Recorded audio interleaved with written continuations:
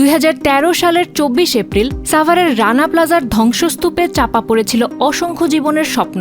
সেই মৃত্যুপুরীতে 17 দিনের যুদ্ধ শেষে জীবনের জয়গান গেয়েছিলেন রেশমা। কিচ্ছু খবর ছিল না, শুধু পানি পাইছিলাম। এই বাস্তব কাহিনীকে সেলুলয়েডের পর্দায় তুলে ধরার দায়িত্ব নিয়েছিলেন পরিচালক নজরুল ইসলাম খান। তৈরি হয়েছিল রানা প্লাজা, একটি চলচ্চিত্র যা শুধু পরিমণি ও সাইমন সাদিকের অভিনয়ে সীমাবদ্ধ নয়, বরং দেশের পোশাক শিল্পের অন্ধকার ইতিহাসের এক জীবন্ত দলিল। প্রথম থেকেই সিনেমাটি ঘিরে দর্শকদের আগ্রহ ছিল তুঙ্গে, কিন্তু সেই আগ্রহের জবাব দিতে পারেনি সেন্সর বোর্ড। 2014 সালে সিনেমাটি সেন্সর বোর্ডের রাডারে ধরা পড়ে এবং নিষেধাজ্ঞার শিকার হয়। নজরুল ইসলাম খান তখন হাল ছাড়েননি, হাইকোর্টে রিট করেন। 2015 সালে যখন সব ঠিকঠাক, মুক্তির জন্য দিনক্ষণ চূড়ান্ত, তখনই আসে আরেক দুঃসংবাদ।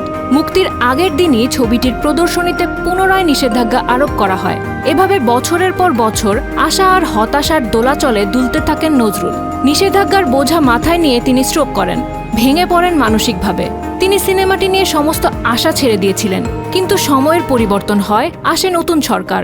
নতুন আশার আলো দেখতে পান নজরুল ইসলাম খান। আবারও বুক বেঁধে দাঁড়ান তিনি। এখন নতুন করে সিনেমাটি সেন্সরে পাঠানোর প্রস্তুতি নিচ্ছেন তিনি।